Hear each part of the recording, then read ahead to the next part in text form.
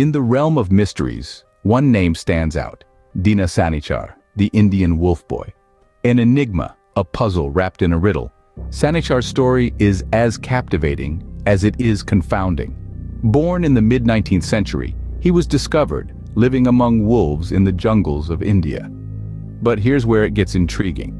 He was more wolf than human, having seemingly adopted their ways and abandoned all traces of human civilization. From his discovery to his subsequent years spent trying to adapt to human society, the tale of Dina Sanichar is a winding one. It's a story that defies belief and challenges our understanding of the fine line that separates man from beast. It's a story that has puzzled historians, psychologists, and anthropologists for over a century. His story is a journey from the wilderness to civilization, a journey that still baffles many. Dina's tale begins in the depths of the Indian jungle, a place where civilization seems like a distant dream, and the laws of the wild reign supreme.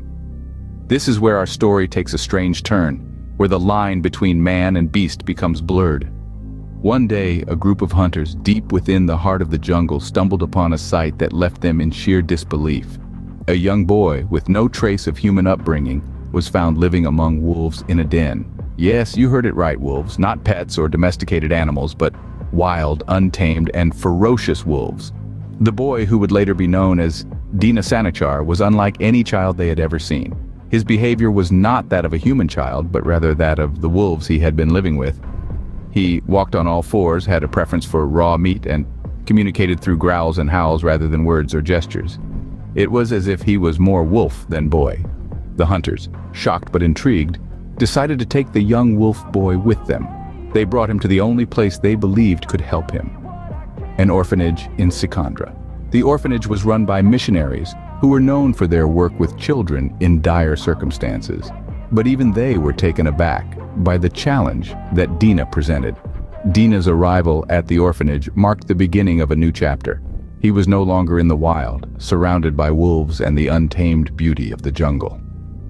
He was now in a world dominated by humans, their rules, their language, and their ways of life. It was a world far removed from all he had known, a world that was foreign and strange to him.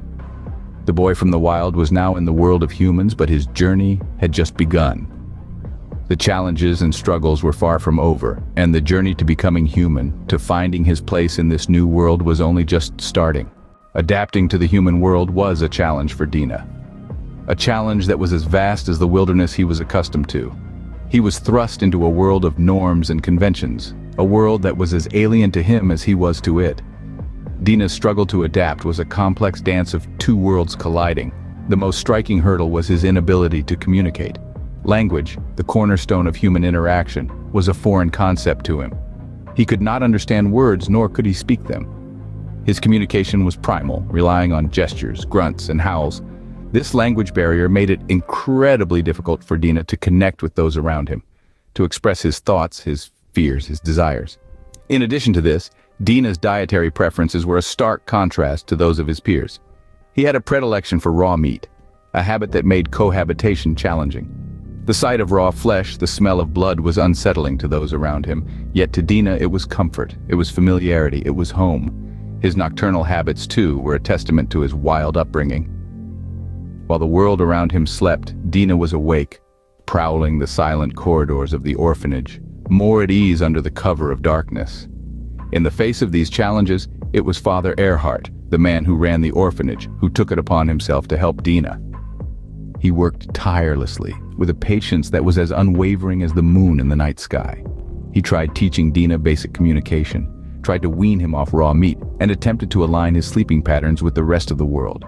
But the wild is not easily tamed, and so, despite Father Erhardt's relentless efforts, the wild boy inside Dina never truly disappeared. He remained a puzzle, a mystery, a testament to the indomitable spirit of the wild, a living embodiment of the struggle between nature and nurture, between the wild and the civilized, between instinct and adaptation. Despite the efforts, the wild boy inside Dina never truly disappeared. Dina Sanichar's story does not end with his passing. His later life, while filled with struggles, was nonetheless a profound exploration of the human spirit's resilience. Dina lived until the age of 29, a young age by any standards, but a feat considering his wild upbringing. His death marked the end of his physical journey, but the beginning of his legacy as one of the most fascinating feral children in history. Dina Sanichar's tale has since seeped into the fabric of popular culture, inspiring characters and narratives that have captivated audiences worldwide. Perhaps the most famous of these is the character of Mowgli in Rudyard Kipling's timeless classic, The Jungle Book. Mowgli, like Dina, is a boy raised by wolves, navigating the treacherous line between the wild and the civilized. Through Mowgli, we see echoes of Dina's life, a poignant reminder of the boy who once roamed the Indian jungles. But Dina's story goes beyond the realm of literature. His life has sparked robust debates among scientists, psychologists, and anthropologists.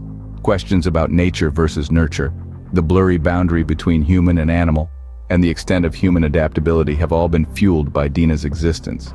His case has provided a unique lens through which we can explore the complexities of human behavior and development. Despite all the discussions, studies, and theories, much about Dina Sanichar still remains a mystery. His inability to fully adapt to human society, his persistent wolf-like behaviors, and his uncanny ability to survive in the wild have left scholars scratching their heads.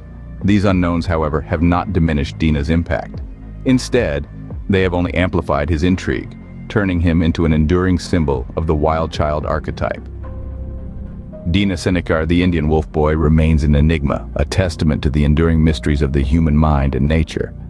His life, a fascinating interplay of the wild and the civilized, continues to captivate us, reminding us of the inexhaustible mysteries that lie at the heart of human existence.